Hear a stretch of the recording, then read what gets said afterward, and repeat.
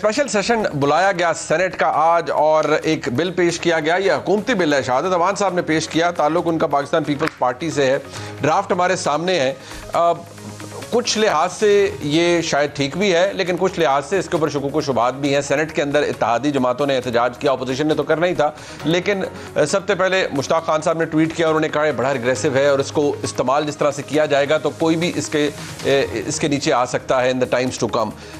एक तासुर ये लिया जा रहा है कि इसका ताल्लुक सिर्फ इस बात से है कि पाकिस्तान तहरीक इंसाफ को इलेक्शन से पहले कैसे रोकना है और इमरान खान को बिलखुसूस कैसे रोकना है, लेकिन इसकी एक और डायमेंशन भी है। मैं चाहूँगा ज़रा इसके ऊपर भी बात हो जाए। और दूसरी बात ये कि निगरान वज़ीर आज़म के नामों का अभी तक किसी को कुछ नहीं पता, क्या खिचड़ी पक रही है, तो उस पर भी बात हो जाए। और ये कि असेंबली मुद्दत पूरी करेगी या चंद मिनट पहले या एक दिन पहले तहलील होगी, पीपल्स पार्टी और मुस्लिम लीग नून इस पर वाज़ेह तौर पर डिवाइड नजर आते हैं।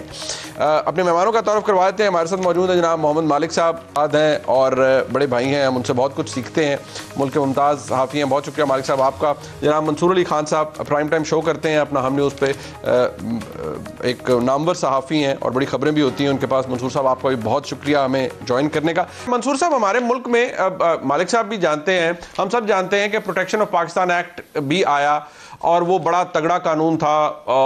उसके अंदर एनिमी एलियन को डिफाइन किया गया जब टेररिज्म अपने पीक पर थी। इंतहा पसंदी हमारे मुल्क का मसला रहा है, आज भी है, ये हम सबको पता है। बट सवाल यहाँ ये है कि जो इसकी लैंग्वेज है, और जिस तरह मालिक साहब ने भी इशारा किया कि इसके अंदर बड़ी वाइड स्प्रेड पावर्स आप दे रहे हैं रियासत को, गवर्नमेंट को, यानी कोई पॉलिटिकल बिलीफ्स भी हैं, तो फिर हमारा फौरी तौर पर ध्यान जाता है कि जो 9 मई को हुआ वो एक ऐसा वाकया है जिसने एक प्रेसिडेंट सेट कर दिया और एक वो हमारे मुल्क की तारीख के अंदर रहेगा। आपको लगता है कि इस बिल के अंदर, क्योंकि ये पेश किया गया, नोबडी न्यू कि ये कहां बन रहा था, क्या हो रहा था, नेशनल असेंबली में पहले नहीं लाया गया, विच इज अगेन थोड़ा सा अजीब लगता है, और फिर सेनेट में ले जाना और इत्तेहादियों का उसके ऊपर शोर मचा देना। इरफान सिद्दीकी साहब का कहना कि जी इसमें तो सब रगड़े जा सकते हैं कुछ आने वाले दिनों में। तो आपको लगता है कि ये इसके पीछे जो ट्रिगर है इस कानून के, इस मुसवदे के पीछे, वो कुछ और है? नहीं, मुनीब साहब, मैं आपकी बात से बिल्कुल एग्री करता हूं और मुझे खुद भी यही लगता है कि मैं एक मिनट के लिए इमरान खान साहब जो एक थ्योरी पेश करते हैं, I am not going to say कि मैं उस थ्योरी से एग्री करता हूं, लेकिन एक मिनट के लिए जो वो थ्योरी पेश करते हैं कि जी 9 मई का एक्चुअली जो वाकया था वो डिलिबरेटली एक साजिश थी और इसके तहत जो है हमें टारगेट करना था, हमारी पार्टी को क्रश करना था। कल को ये जो कुछ भी इन्होंने जो थ्योरी पेश की है, कल को यानी अगर ऐसा कुछ हो जाए, और ये हो सकता है, ऐसा पाकिस्तान की तारीख भरी पड़ी है कि सियासी जलसों के अंदर जो है वो बाहर के नामालूम अफराद बीच में शामिल होते हैं, वो कोई ना कोई ऐसी दहशतगर्दी का वाकया या तो पेश आ सकता है, इंतशार फैला सकते हैं, और उसके बदले अगर कोई वायलेंट एक्ट हो जाए तो इसका मतलब पूरी की पूरी जमात जो है वो आप उसको बैन कर देंगे। तो इसलिए मेरा ख्याल में, मैं रिसेंटली देख रहा हूं कि कई ऐसी चीज़ों को कानून बनाने की कोशिश की जा रही है, जिस तरह इससे पहले पेमरा के लॉज के हवाले से उसको मजीद सख्त किया गया, उसके बाद सोशल मीडिया के हवाले से भी एक नई कानून साजी की कोशिश की जा रही है, और अब ये लॉ जो लाने की कोशिश की जा रही है, मेरा ख्याल में ये हुकूमत की एक फ्रस्ट्रेशन है, और फ्रस्ट्रेशन इस बात की है कि they can not get hold of Imran Khan. वो चाह रहे हैं कि उनके जाने से पहले 9 अगस्त से पहले कोई ऐसा तरीकाकार हो जाए, कोई ऐसा कानून पास हो जाए, कुछ ना कुछ ऐसा हो जाए कि हम किसी तरह पाकिस्तान तहरीक इंसाफ को या इमरान खान साहब को जो है वो किसी तरह काबू कर सकें। और दे आर लुकिंग कि शायद और कुछ नहीं तो तोशाखाना के अंदर हमें कोई वर्डिक्ट ही मिल जाए। ये सारा का सारा जो फोकस है वो लग यही रहा है कि पाकिस्तान तहरीक इंसाफ को या उनके चाहने वालों को जो है किसी तरह टारगेट किया जाए, और नेक्स्ट जो इलेक्शंस हो उससे पहले इतने वाटर टाइट किस्म के कवानीन बना दिए जाएं कि ये ना तकरीर कर सकें, ना कोई ऐसी वैसी कोई बात कर सकें, और इलेक्शन जो है हमारे लिए इजीली जो है हमारे लिए विन बहुत ज्यादा इजी हो सके। मालिक साहब, ये मंसूर साहब का पॉइंट ऑफ व्यू इसमें वजन है। एक जो हमारी अभी भी अनसर्टनिटी मौजूद है वो है कि ये हुकूमत, इसने मुद्दत, मतलब कि 9 अगस्त है, 12 अगस्त है, मुद्दत पूरी होगी, पहले असम्बली चली जाएगी। वज़ीर आज़म का मौक़िफ़ उन्होंने जो हिंट दिया वो मुख्तलिफ है। आज फैसल करीम कुंडी कहते हैं, वो एक ज़िम्मेदार शख्सियत हैं, कि हम मुद्दत पूरी करेंगे, और पाकिस्तान पीपल्स पार्टी का वाज़ेह मौक़िफ़ है कि ये इलेक्शन 60 दिन में होना चाहिए, वेयर एज PMLN का मौक़िफ़ मुख्तलिफ नज़र आता है। तो आपको लगता है कि ये कोई इतनी बड़ा इशू नहीं है, या नहीं ये एक बड़ा इशू है? बात तो 30 दिनों की है बीच में। देखिए, मेरा ख्याल है कि ये इन्होंने गवर्नमेंट ने और इत्तेहादियों ने जरा ऑफ ट्रैक फेंकने के लिए किया हुआ है। सो अभी तक तो जो फैसला इनका है वो अर्ली वाला ही है।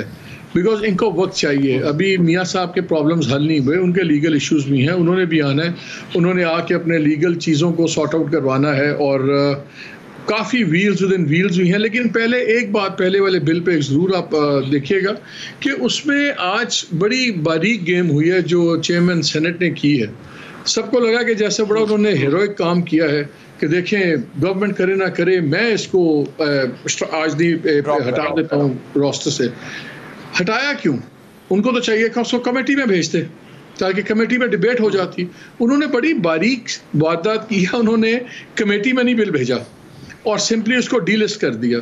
अब अगर कल को जो भी बिहाइंड द सीन्स प्रेशर्स होंगे, जो भी होगा, ये केस दोबारा लिस्ट हो जाएगा और ये इसी तरह पास हो जाएगा। बिल को नहीं छेड़ने दिया चेयरमैन सेनेट ने, तो इसको दिमाग में रखिएगा। और दूसरा एक चीज़ और, हम जब भी बात करते हैं हम सिर्फ शायद समझते हैं बिल आ रहा है उनको इम्पैक्ट करेगा या पीटीआई को करेगा या करेगा एक्सट्रीम जो टीटीपी हो गया, इस किस्म के लोग हो गए। हमारी मजहबी जमातें और हमारे बहुत से मजहबी लीडर ये भी बड़ा इन्वॉल्व हैं इकॉनमी ऑफ वायलेंस के अंदर। आपको पता है, अब नाम हम टेलीविज़न पे इस वक्त नहीं लेते, कुछ इतने बड़े नाम हैं जो टेलीविज़न पे भी आते हैं, बड़ी उनकी फॉलोइंग है, वो उनकी फैमिलीज़, ये ज़मीनों के कब्ज़े छुड़ाना, ज़मीनों के कब्ज़े लेना, ये भी हो रहा है। ये मजहबी जमातों के लोग कर रहे हैं। तमाम लोग आपको नज़र आते हैं, आप 12-12 करोड़ की उसमें फिर रहे होते हैं गाड़ियों में, पैसा इनका टैक्स 1 रुपया जमा नहीं कराते हैं। मुझे बता दें जितने बड़े नाम हैं रिलीजियस, हमारे पॉलिटिकल और रिलीजियस लीडर्स, वो कितना उन्होंने टैक्स जमा करवाया। अभी एक रिलीजियस लीडर फौत हुए थे तो उनका बैंक बैलेंस निकला था 5 बिलियन प्लस, जब उनके बच्चों का आपस में झगड़ा चला कि जायदाद कैसे बिटे। तो ये एक बहुत बड़ी रिलीजियस इकॉनमी है। ये सारे जमहूरियत के नाम पे इसको अपोज नहीं कर रहे। मैं सर ये पॉइंट आउट ये कर रहा हूँ कि ये बिल, इसमें बहुत अच्छी सख्ती चीज़ें हैं, इसको बेहतर फ्रेम होना चाहिए और इसको सिर्फ पीटीआई के जाविये से हमें नहीं देखना चाहिए। इसका जाविये का फैलाव बहुत ज़्यादा है और ये बड़े आराम से ट्वीक हो सकता है। इसलिए इस बिल पे that is all I wanted to say. लेकिन आगे की जो बात है, देखें, I think it's quite clear कि ये डिले करवाएंगे और जो इतना इंटरिम पावर्स मिल रही हैं गवर्नमेंट्स को, केयर टेकर गवर्नमेंट की जो पावर्स इन्हांसमेंट हो रही है, एक लार्जर पिक्चर के खदोखाल हमें वाजे होना शुरू हो गए हैं। अब आउट ऑफ पैरामीटर्स हमें नज़र आ रहे हैं कि एक डायरेक्शन किधर चीज़ें जा सकती हैं, क्या जाती हैं या नहीं जाती, वो तो भी कुछ हफ्तों में बेहतर आइडिया हो जाएगा। लेकिन चल जाएगा, चीज़ें इतनी सिंपल नहीं है जितनी कुछ लोग चाहेंगे कि हम समझें।